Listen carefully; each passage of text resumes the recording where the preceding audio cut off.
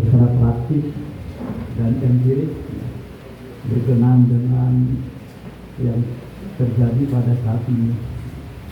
Saya ingin mengajak Bapak sekalian untuk melihat dulu ke belakang dulu, melihat dulu nanti kemudian sekarang lalu lihat nanti. Pertama kali kita sudah ngomong gitu ya, NKRI harga mati. NKRI harga mati. Harga mati itu yang tidak bisa ditawar.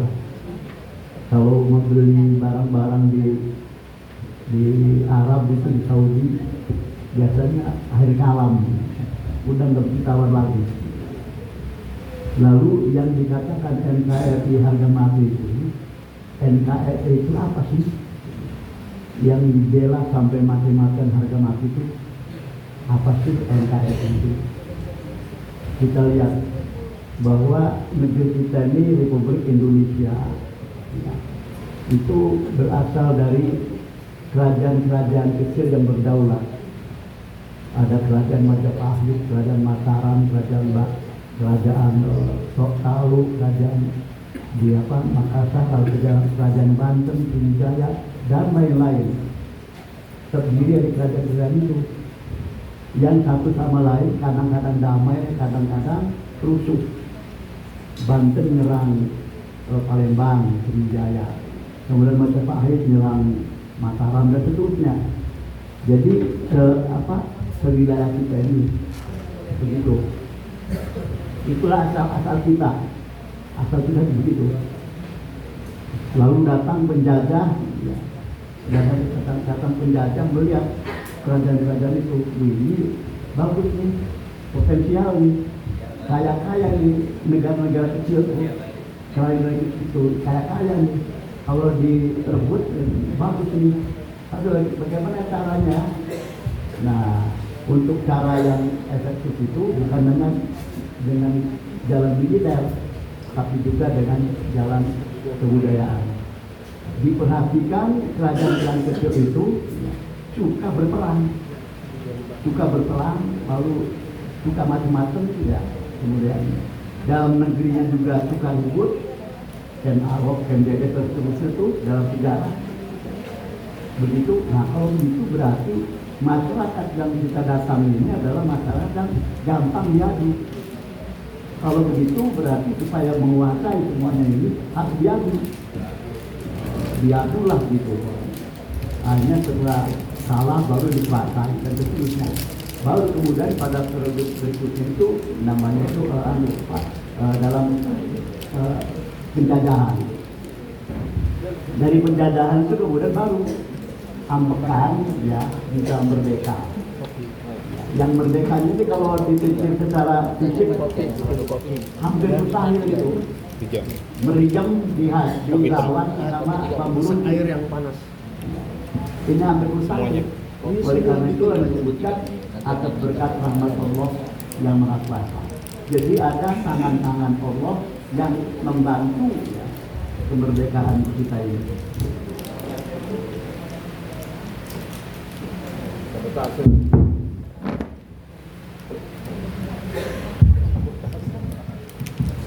Oleh karena itu apapun yang kita lakukan itu ya sepertinya bergantung kepada Allah Subhanahu wa Ta'ala. Itu yang pertama. Jadi muasal ya, negara kita ini adalah dengan negara kecil yang cuma berperang itu lalu merdeka. Wilayahnya sih wilayah Indonesia itu. Nah, pada waktu SD itu kita jajarnya dari barat sampai ke timur berjajar pulau-pulau, sambung menyambung menjadi satu. Itulah Indonesia. Ya, jadi wilayah Indonesia itu yaitu ya wilayah kepulauan, berjajar pulau-pulau, sambung menyambung pulaunya itu satu sama lain. Ya, pertanyaannya yang nyambung itu apa? Buktinya antara satu pulau dengan pulau lain itu yang nyambung apa? Ya, yang nyambung ya laut sendiri. Jadi laut berfungsi sebagai penyambung dan pemersatu daratan di Indonesia itu. Oleh karena itu Berarti itu ya laut kita yang menjadi pemersatu wilayah kepulauan kita ini, berarti orangnya sendiri, penduduknya sendiri yang berada di pulau-pulau itu menghadapi laut itu bukan sesuatu yang takut. Menghadapi laut itu bukan sesuatu yang bisa, tapi itu laut itulah yang menjadi pemersatu. Karena itulah kemudian nyanyian anak kecil dulu yang kedua itu adalah nenek moyangku orang pelaut, gemar mengarungi samudra, badai dan ombak terjang, gitu ya. Tidak ada takut berani. Kenapa? Karena memang orang kita ini orang laut, orang yang memandang laut sebagai kesatuan dari alam itu.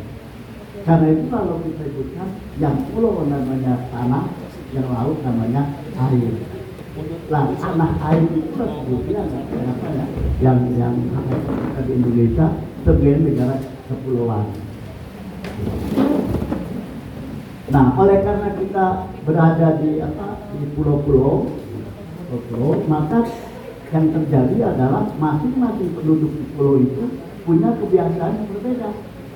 Orang Sumatera beda, orang Jawa beda, orang Bali beda, dan seterusnya.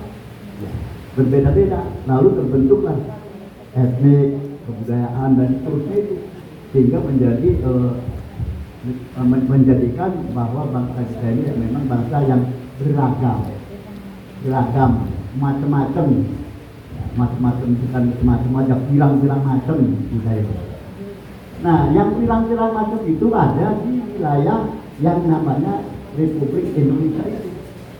Sudah pasti kalau bermacam-macam itu akan terjadi keusakan, ya. Kalau memang orang di mana bermacam, pasti terjadi keusakan itu. Buyur, pasiwul, karena memang berbeda tadi, usak gitu tuh. Nah, keusakan itu kemudian ya ada yang mengarah pada yang positif, namanya harmoni. Ada yang keusakan yang negatif, namanya disintegrasi. Jadi antara integrasi dan integrasi itu sebagai konsekuensi dari keusakan orang yang bermacam-macam. Nah, inilah kita. Kan itu leluhur kita bagaimana mempersatukan, bagaimana mengendalikan keusakan itu supaya mencapai harmoni. Muncullah kemudian namanya filsafat negara kita yang disebut dengan Pancasila. Jadi rupanya di Pancasila sebagai pemersatu keusakan tadi itu lagi-lagi ini ada tangan-tangan yang maha kuasa, ya, yang tangan-tangan yang maha kuasa. Kalau tadi Pak Mbak tadi, karena kali ada yang sejuk tengah malam tahun ya untuk mencari terapi, bisa disatukan. Nah, kemudian ada orang yang usut, itu pengen usut, bukan pengen harmoni, tapi usut terus. Dan ini yang kemudian dihadapi oleh yang harmoni tadi. Nah, kalau kita bicara terus, itulah Indonesia pertama. Jadi kita punya Pancasila sebagai pengendali dari keuslakan yang negatif menuju keuslakan yang harmoni. Yang kedua, disebutkan pula lagu kebangsaan Indonesia Raya kita yang biasa dikumandangkan pada upacara, lebih-lebih kalau upacara proklamasi kemerdekaan. Itu baik-baik ya, baik-baik dalam syair gubahan yang ada pada makna lagu kebangsaan Indonesia Raya itu memperlihatkan ini. Pertama kali disebutkan soal individu masing-masing kita ini yang berada di Indonesia. Oleh karena itu dia kata aku, Indonesia tanah air, aku. Tapi kemudian ketika bertahan, ketika harus dipertahankan, maka menjadi kita. Dari aku menjadi kita itu satu proses ya, satu proses yang tidak gampang itu. Setiap aku mengakui aku yang lain sehingga menjadi kita, itu satu proses kebudayaan yang luar biasa terjadi. Itu dipesankan dalam lagu kebangsaan kita. Belum lagi isinya itu. Kalau begitu kita lihat yang 3 stansa ya, yang 3 stansa.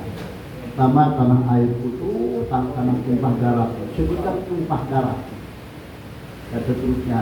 Sampai yang kedua, tanah yang suci, wisata dan seterusnya itu. Coba kita perhatikan itu.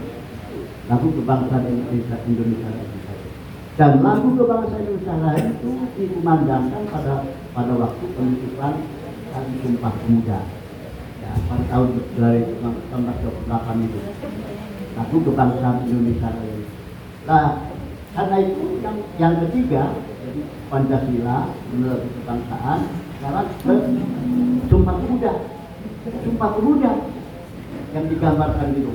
Nah, berbagai kebudayaan, berbagai tradisi bahasa Indonesia macam-macam itu, bahasa juga, tapi dari 1000 bahasa. Bahasa Jawa sendiri itu macam-macam ya, macam-macam logatnya, banyak sekali bahasanya, tapi itu bisa dipersatukan dalam bahasa persatuan namanya bahasa Indonesia. Tapi Nusa kepulauannya itu yang mencatat itu kepulauan Nusa dan seterusnya, bahasanya, bangsanya dan seterusnya. Jadi disatukan itu yang ketiga ya, dengan Sumpah Pemuda. Kemudian kalau kita lagi, kalau dulu zaman SD itu ada nyanyian lagu-lagu batik di kita. Itu lagu wajib itu berisi santan itu seperti rayuan Pulau Kelapa ya. Melambai-lambai new di pantai segala macam itu. Pantai itu menjadikan menjadikan pengobat kegundahan manusia semuanya. Kalau nanti pantai itu dikuasai oleh orang, pantai tidak menjadi melambai-lambai di pantai dan seterusnya. Nah, itulah Indonesia. Di dalam Indonesia itu ada satu daratan, yaitu di ujung barat Pulau Jawa yang namanya Banten. Nah, sekarang kita bicara Banten ya, ke Banten. Apa sih Banten itu? Nah, orang menyebutkan Banten ini, kenapa namanya Banten? Oh, katanya itu karena berasal dari bantahan. Bantahan itu artinya orang yang suka ngebantah. Lalu saya berpikir, apa suka ngebantah itu artinya apa? Suka ngebantah itu bukan berarti menolak sesuatu yang tidak baik, jadi ngebantah bukan. Tetapi pembicaraan ataupun apa saja itu dimulai dari menolak dulu.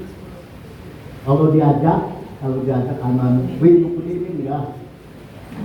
Kalau itu buku ini, jadi tidak langsung nyaplok gitu.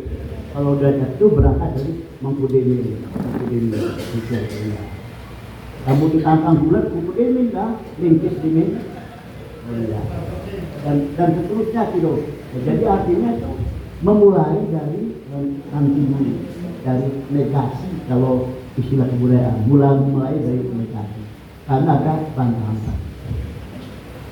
Nah, kemudian dari bantahan tadi itu kalau kita pelajari terus tentang wong Banten itu ya, Banten itu mulai saya ajak itu ketika pertarungan antara Prabu Putubun dengan Sultan Hasanuddin dengan Maulana Hasanuddin.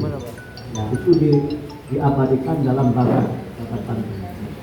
Jelaskan itu. Kenapa Maulana Hasanuddin berani itu? Berani ngomong, kalau saya kalah, saya bersedia takluk kepada kamu, termasuk takluk akidahnya. Ya, berani ngomong begitu. Nah, sementara itu umum, kalau saya kalah, saya mau ikut kepada kamu. Begitu. Jadi saya bertarung ya. digambarkan itu yang ngadu ayam itu, ngadu ayam tarung itu. Saya teringat pertarungan ngadu ayam itu kayak pertarungan Nabi Musa dengan para penyihir yang diajukan ular gitu ya. Kalau di zaman ini Maulana Saudin dengan Nabi ini ngadu ayam. Ceritanya kalah lah seperti ya. Kalah si Putu Komun ini kalah. Tapi tidak mau kalah. Tidak mau kalah. Nah, Hasanuddin juga harus menang. Harus diakui kemenangan itu oleh Putu Komun. Tapi Putu Komun tidak mau kalah. Tinggal dikejar. Terus tinggal digambarkan dalam babel itu. Napak ke awang-awang. Napak awang-awang. Di Palu Kodam juga napak awang-awang.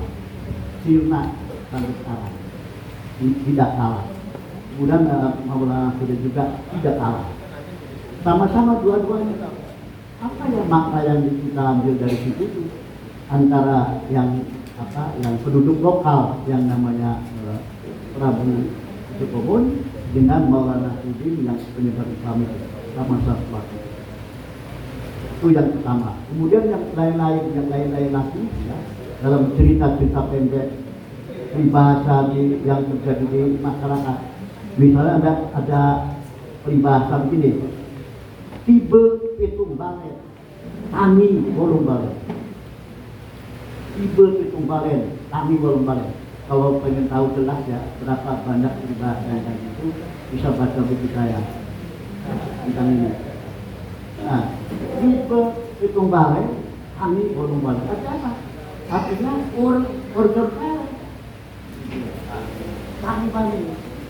Tani manen, itu tani manen. Itu. Kemudian juga disebutkan hadir tambat kami ayu. Senajan sengkleh tangan mati dari tangan kiri. Itu peribahasa ini, ungkapan-ungkapan ini yang terjadi, yang ada di masyarakat sebagai kearifan lokal. Kemudian saya simpulkan dalam penelitian saya mengenai menelusuri inti kebudayaan Banten. Pada akhirnya orang Banten itu adalah berpendirian sungkan. Sungkan itu bukan apa ya? Sungkan itu bergelam lah. Sungkan itu bergelam, tidak mau. Itu berangkat dari tantangan tadi. Dari sikap Maulana Hasanuddin dan telusuri Prabu Putu Komun lagi. Pokoknya sungkan itu.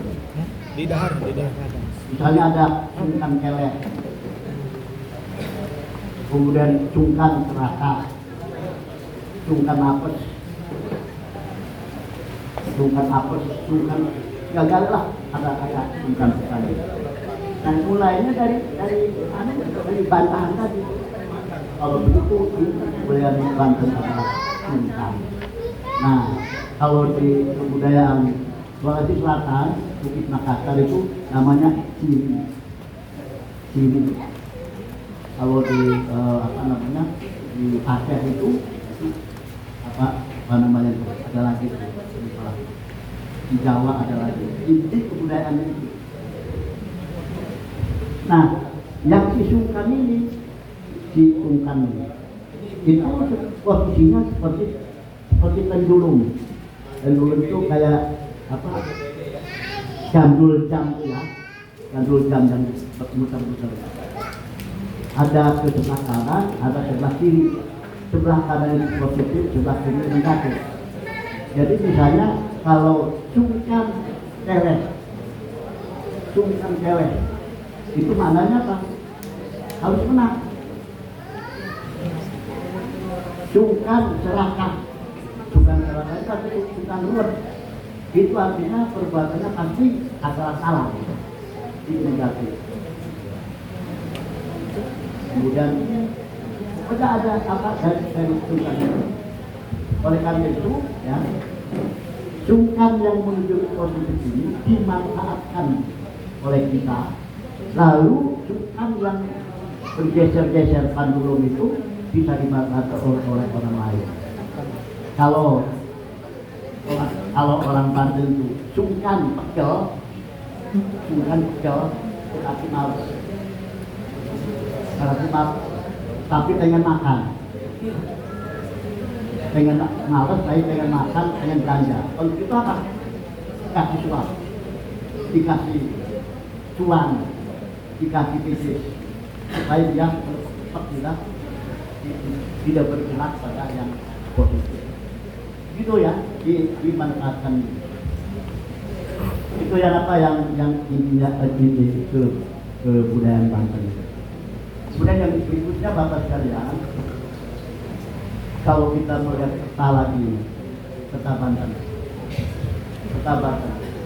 di sebelah utara ada Laut Jawa, sebelah selatan Laut Samudra Hindia, sebelah barat ada Selat Sunda.